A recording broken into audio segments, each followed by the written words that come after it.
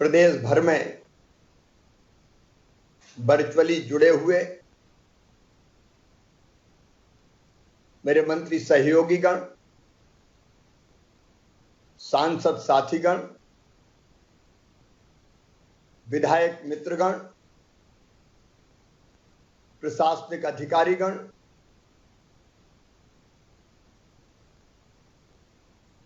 जिले से लेके और गांव ग्राम पंचायत तक के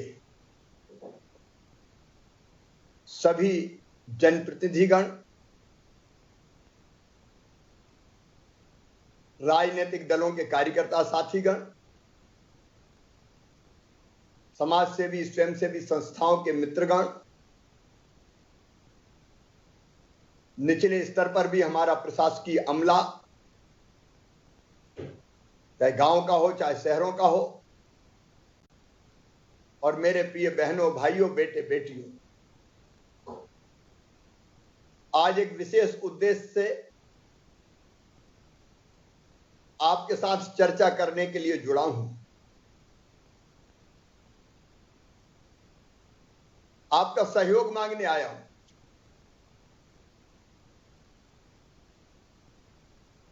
सभी प्रदेशवासियों का सहयोग, सभी बहनों भाइयों का सहयोग, बेटे बेटियों का सहयोग, समाज सेवी संस्थाओं का,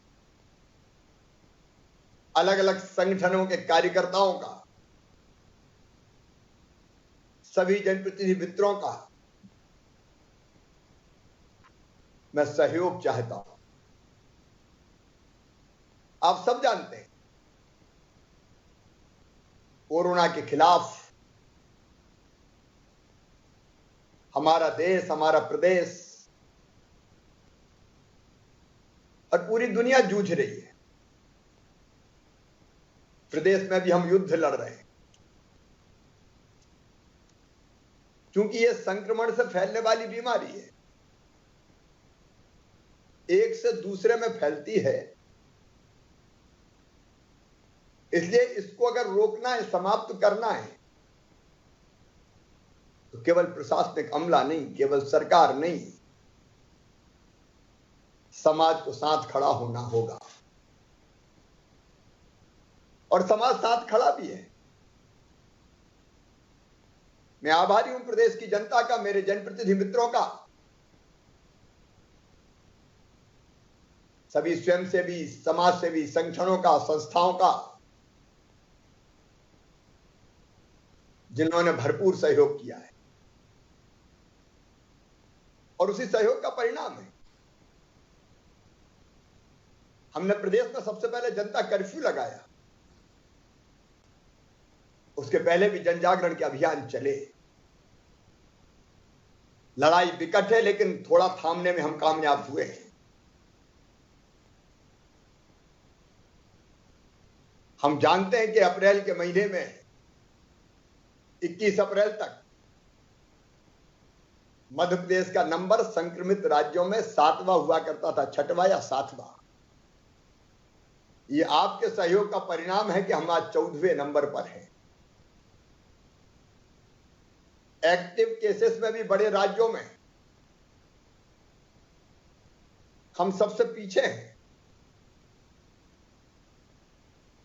पॉजिटिविटी रेट लगातार हमारा गिरता जा रहा है। ये 25% तक पहुंच गई थी बढ़ते बढ़ते, अब घट के हम 18.5% के आसपास आए।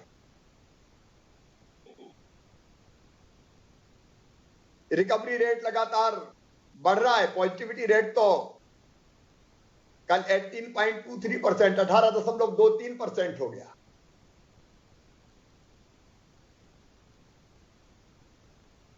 बढ़ते हुए केसों की, पॉजिटिव केसेस की संख्या थम गई है। 12,000 के आसपास केस हमारे यहां पॉजिटिव रोज आ रहे हैं, जबकि टेस्ट हम लगातार बढ़ाते जा रहे हैं। रिकवरी अगर हम देखें तो अब आज मैं देख रहा था 85.13% हो गई है। ये 30 अप्रैल को 82% थी। तो स्वस्थ होने की दर भी बढ़ रही है, और ये आपके सहयोग का परिणाम है। अगर ये कोरोना कर्फ्यू हमने लागू ना किया होता तो आप दूसरे प्रदेशों में देख रहे हैं एक दिन में 30,000, 40,000, 50,000, 60,000 केस रोज आ रहे हैं। मैं कोई तुलना नहीं कर रहा, वो भी हमारे अपने, हम सब भारत मां के लाल, भेदभाव का कहां सवाल। लेकिन आपके सहयोग के कारण एक हद तक हम लोग सफल हो पाए,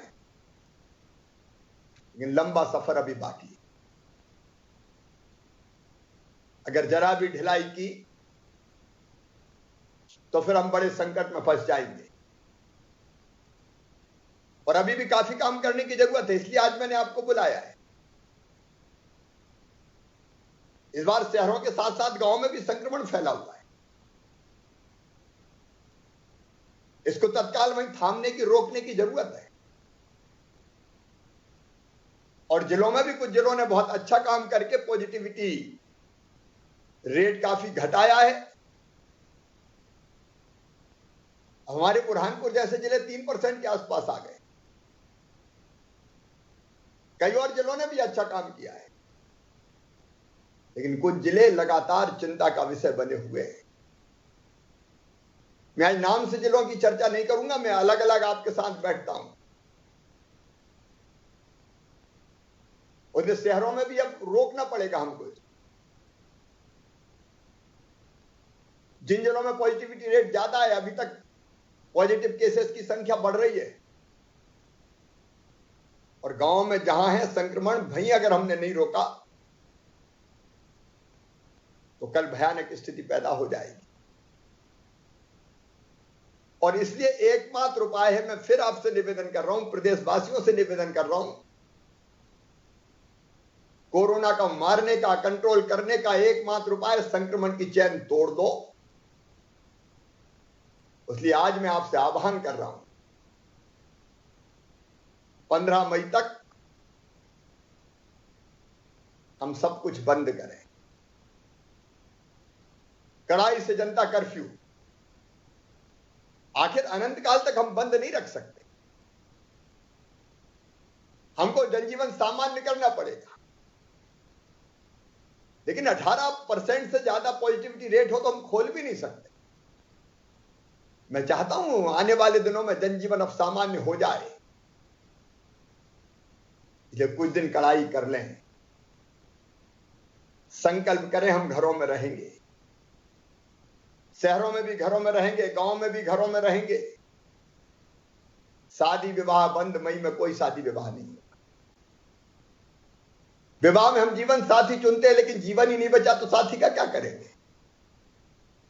विवाह सुपर स्प्रेडर है। जहां जहां शादियां हुई, घर में भी हुई तो 10 की बात होती है, 100-200 से कम लोग नहीं होते, और बाद में आधे से ज्यादा लोग पॉजिटिव निकलते हैं। कि ऐसी शादी जो अपने जीवन को संकट में डाल दें, अपनों को संकट में डाल दें, क्या ऐसी शादी करने का कोई औचित्य है? मैं जनप्रतिनिधि साथियों से आग्रह करना चाहूंगा, वो आम सहमति बनाए, अब मई में कोई शादी नहीं होगी, जून में मुहूर्त तो फिर कर लेंगे, और जो शादियां होंगी वर्चुअल में भी जुड़ के बधाई दे दूंगा। लेकिन अभी हमको रोकना है ये संक्रमण। उठावने जैसे कार्यक्रम आज की परिस्थितियों में हमको इजाजत नहीं देते, ऐसे कार्यक्रम हम करें। सावधानी जरूरी है, बाकी किसी तरह के कार्यक्रमों का तो सवाल ही पैदा नहीं होता। अलग अलग जिला अपनी परिस्थितियों पर विचार करके और कैसे भीड़ कम की जा सकती है, इस पर स्थानीय स्तर पर फैसले लेना पड़ेगा हमको, अपनों के लिए, अपनी जनता के लिए। मैं तो कहता हूं कुछ दिन लोग नाराज होंगे, लेकिन बच जाएंगे तो माफी मांग के प्रसन्न कर लेंगे उनको। लेकिन रोज असमय काल कलवित होते हुए लोगों को देखना बहुत कठिन काम है भाई।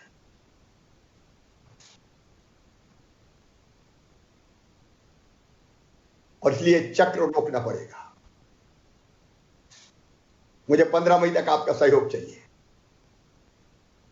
प्रशासन जुटे, जनप्रतिनिधि जुड़े।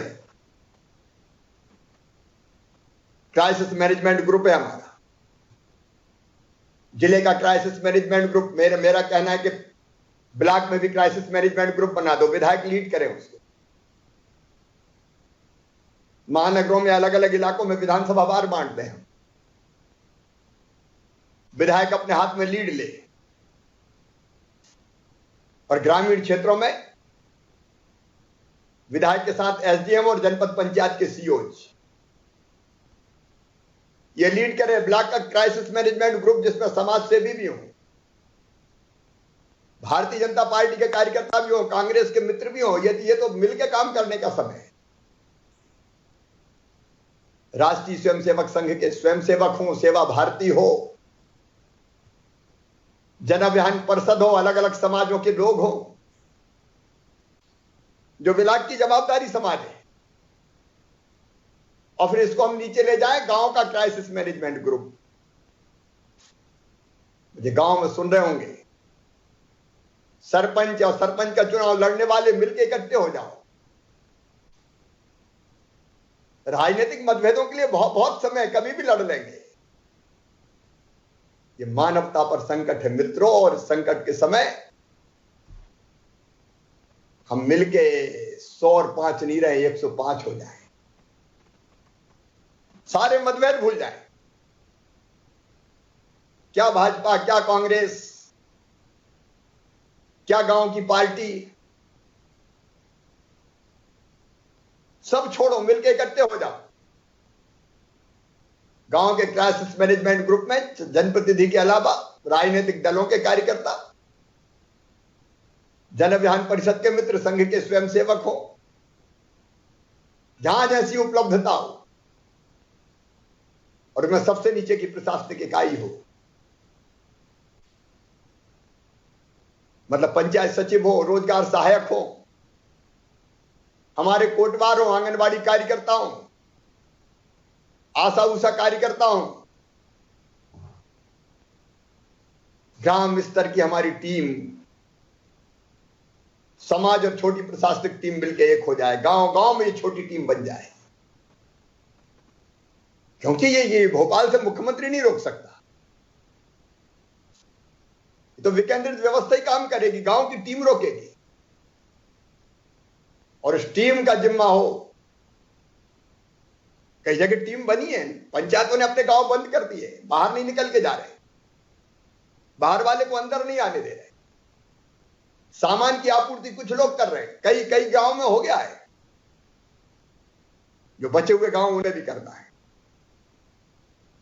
और प्रभारी मंत्री ध्यान दें, उनके प्रभार के जिले में कलेक्टर ध्यान दें, उनके जिले में जिला पंचायत, जनपद पंचायत,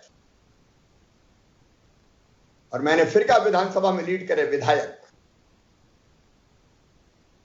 गांव गांव में टीम बन जाए, ये रोके कि नहीं बंद भाई साहब। जिन गांव में पॉजिटिव केस हो उनमें मनरेगा की मजदूरी भी 15 मई तक बंद कर दो। फिर राशन देंगे, चिंता की जरूरत नहीं है, क्योंकि आसपास आपस में मिलेंगे तो फैलेगा संक्रमण। जिन गांव में पॉजिटिव केस नहीं है वहां मजदूरी चल सकती है सावधानी के साथ।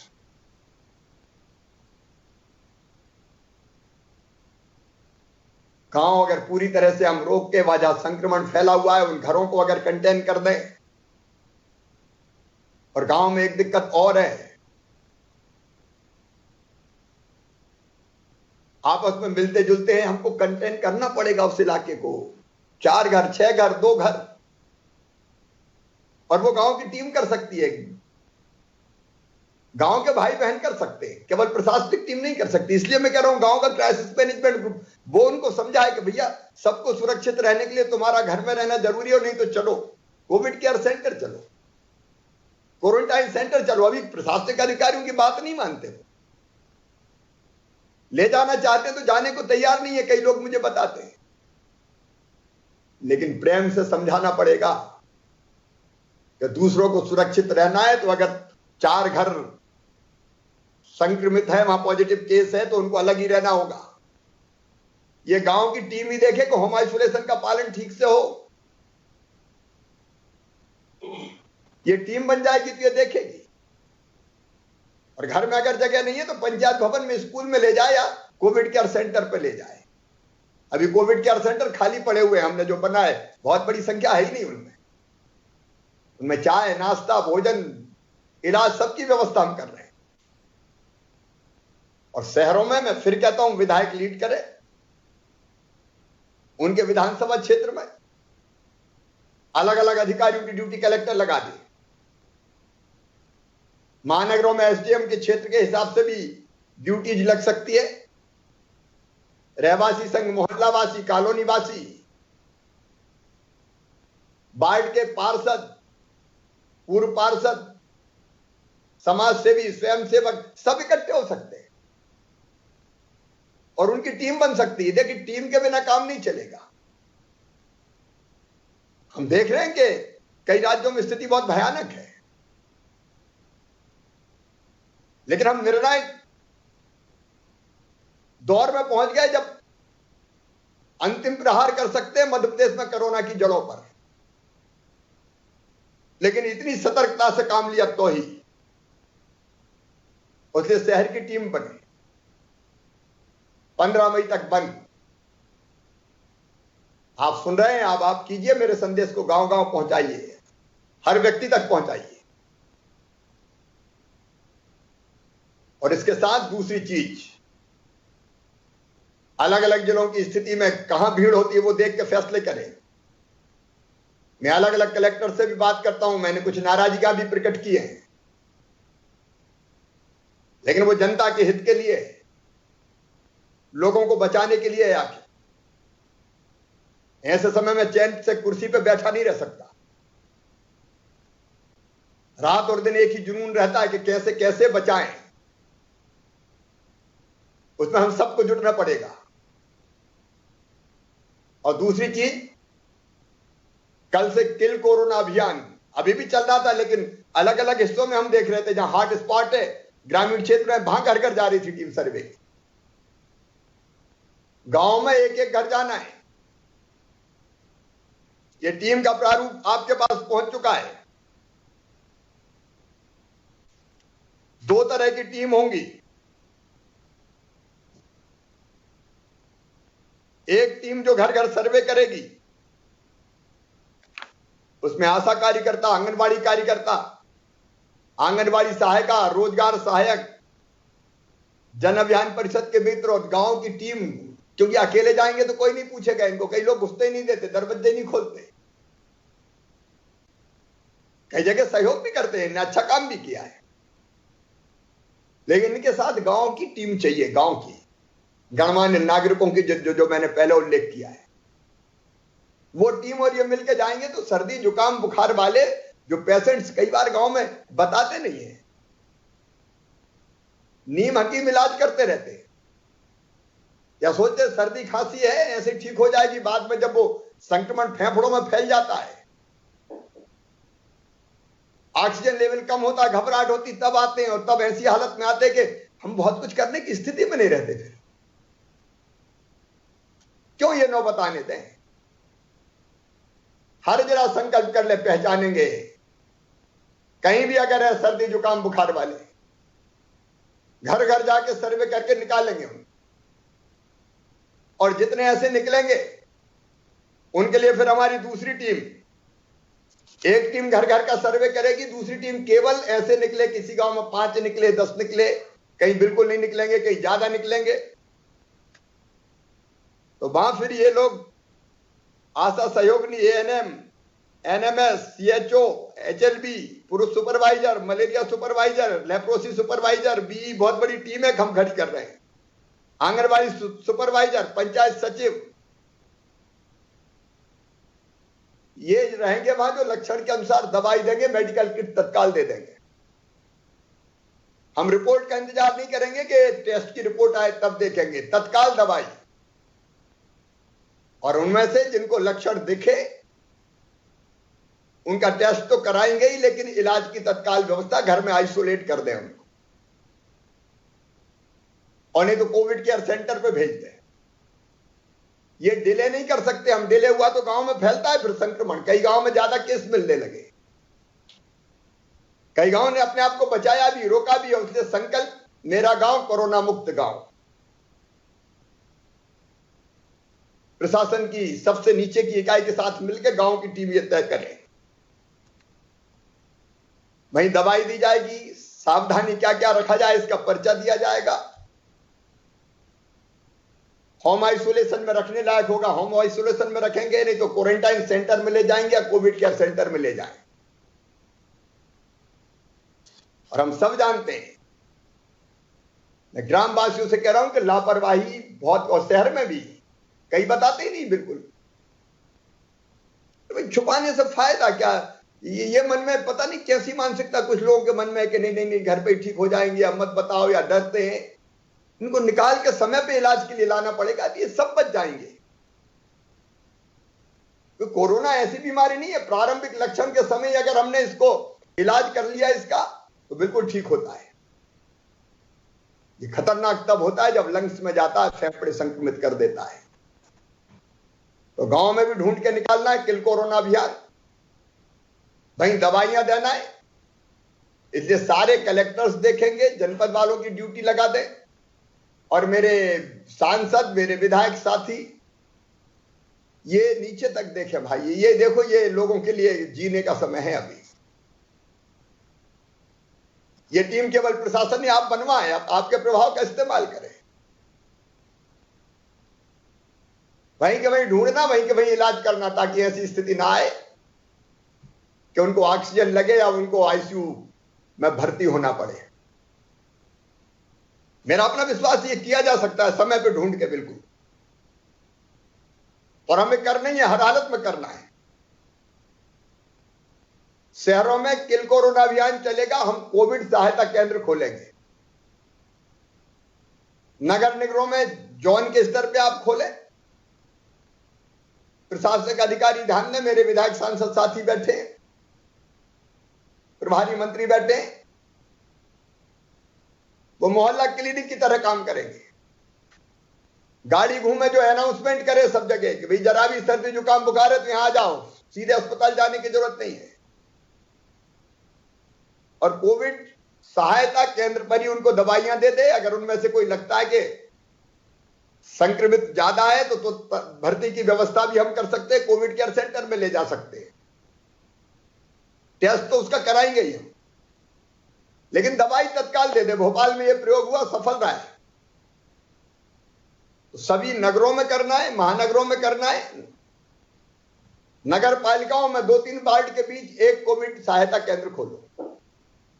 नगर पंचायत में तो किल कोरोना अभियान चलेगा घर घर, क्योंकि नगर पंचायतें छोटी होती, वहां घर घर ही सर्वे होगा। किसी घर में 15 मई तक कोई संक्रमित छूट ना जाए, हर एक को ढूंढ के निकालना है और उनसे दूसरों को संक्रमण ना फैले, इसका अभियान चलाना है। ये किल कोरोना अभियान गांव में भी और शहरों में भी।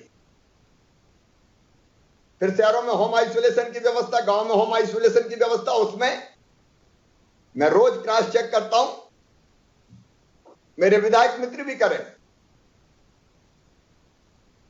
दवाइयां मिली कि नहीं मिली, ठीक से एडवाइज उनको दे रहे कि नहीं दे रहे, उनकी ठीक देखभाल। उनको होम आइसोलेशन में 84% होम आइसोलेशन में ठीक हो रहे हैं, बस समय पर दवाई भर ले लें। और होम आइसोलेशन के बाद जरूरत पड़े तो अस्पतालों की व्यवस्था, दवाई का इंतजाम। आज मुझे कहते हुए थोड़ा संतोष है कि दिनों रात परिश्रम करके हमने ऑक्सीजन की आपूर्ति पूरी तरह से सामान्य कर ली है।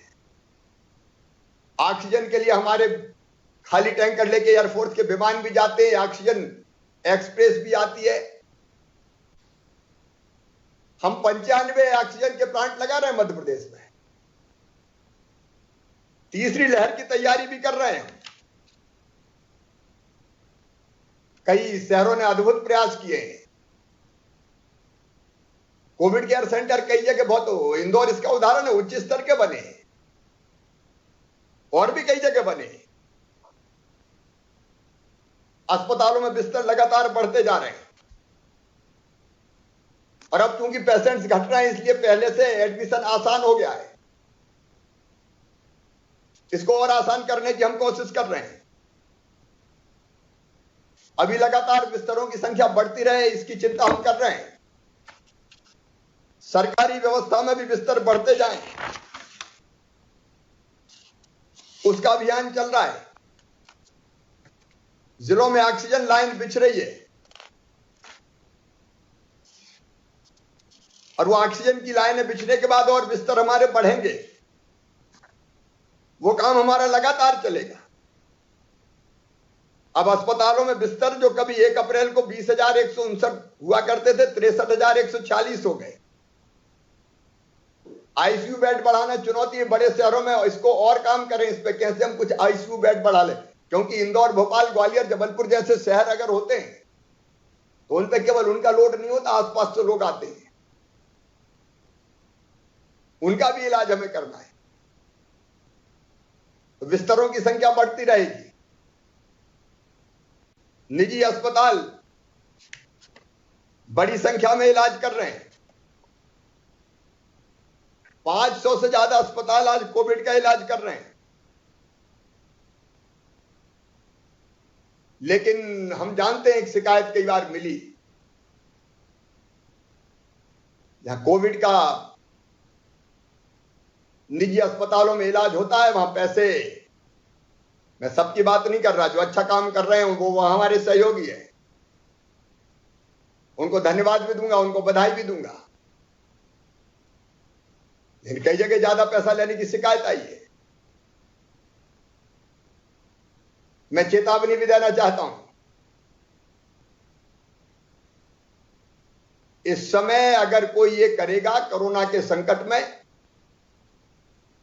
कि लोगों को लूटने का प्रयास करे,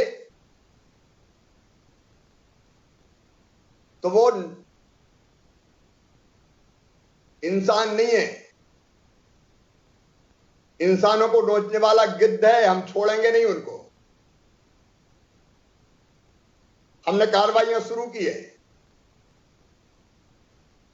मैं कल फिर निजी अस्पताल के संचालकों से बात करूंगा, जो सहयोग कर रहे हैं उनका अभिनंदन करूंगा। लेकिन कोई गड़बड़ करेगा तो सरकार बैठी नहीं देख सकती। मैं सहयोग चाहता हूं, लेकिन संकट के समय जनता पैसा कहां से लाए, गरीब पैसा कहां से लाए। और इसलिए आज हम फैसला कर रहे हैं। पहले से ही कुछ अस्पताल हमने निजी अनुबंधित कर रखे, सरकार उनमें पैसा देती, जनता का पैसा नहीं लगता। अब बाकी अस्पतालों को भी आयुष्मान भारत योजना में 88% हमारे कवर्ड है परिवार।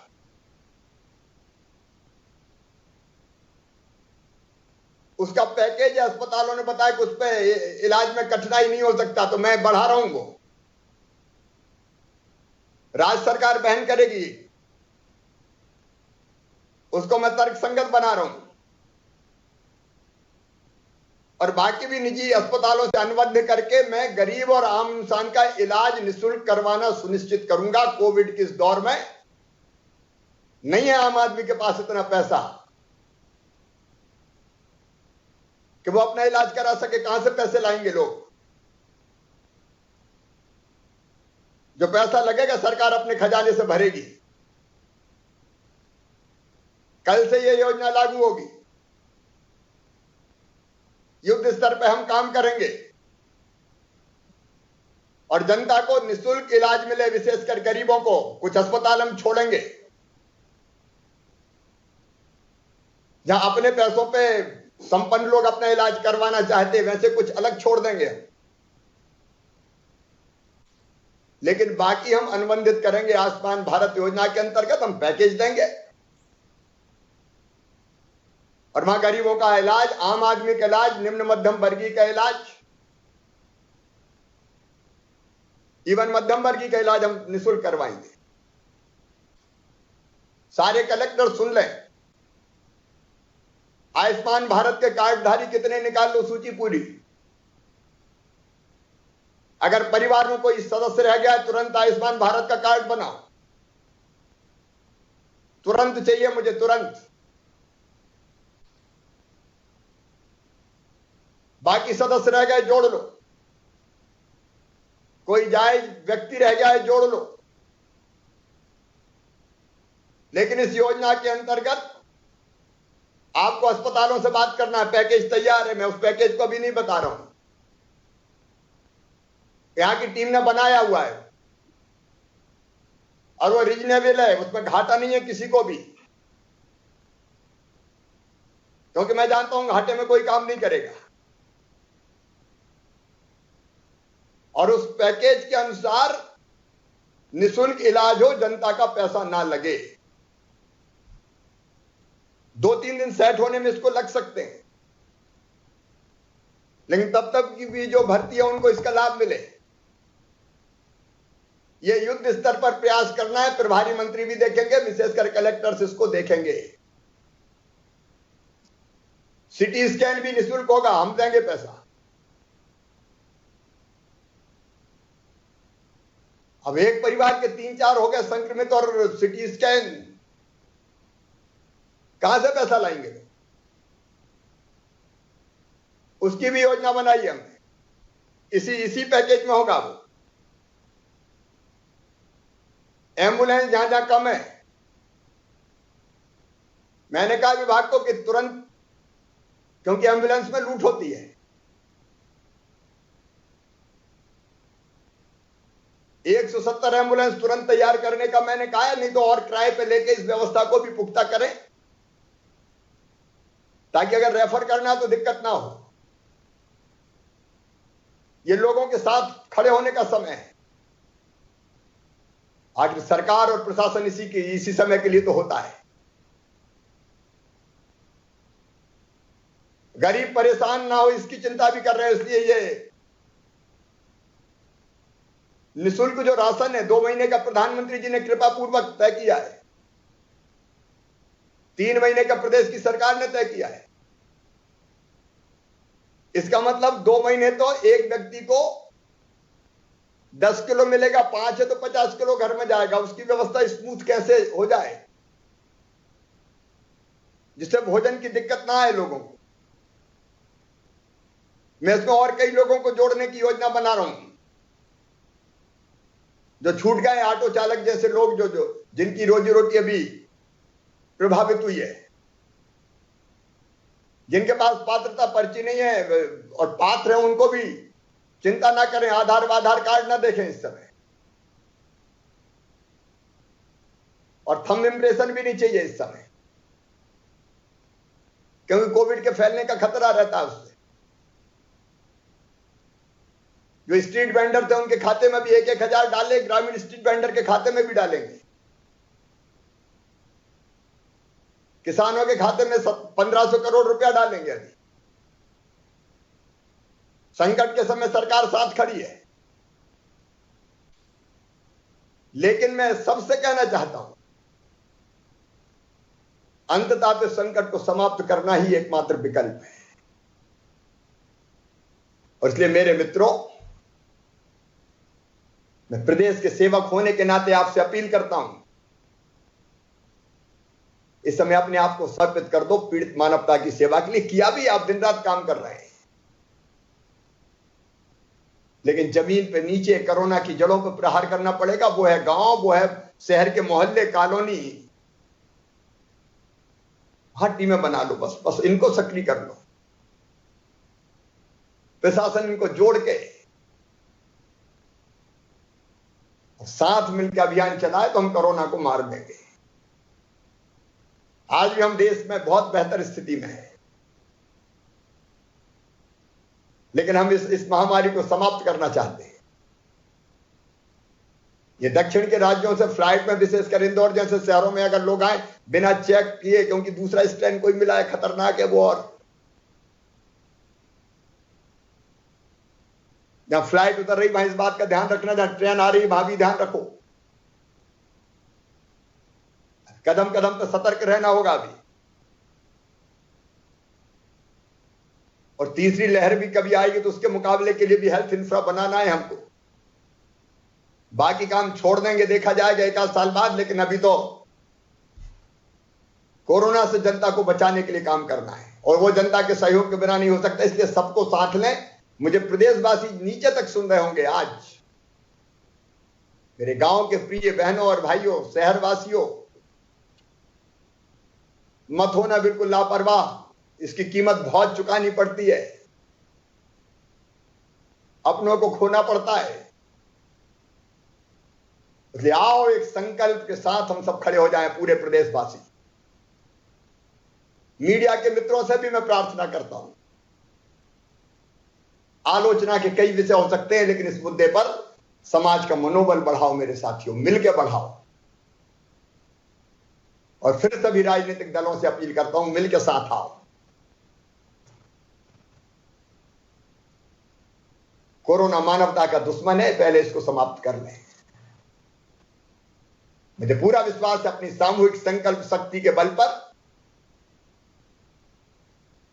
हम संक्रमण की चैन भी तोड़ेंगे, जनता कर्फ्यू पूरी तरह से सफल करेंगे, जनता के साथ मिलकर किल कोरोना अभियान चलाएंगे, कोई छुपा नहीं रहेगा, सबको ढूंढ के बाहर लाएंगे और सबका इलाज करके उनको स्वस्थ करेंगे।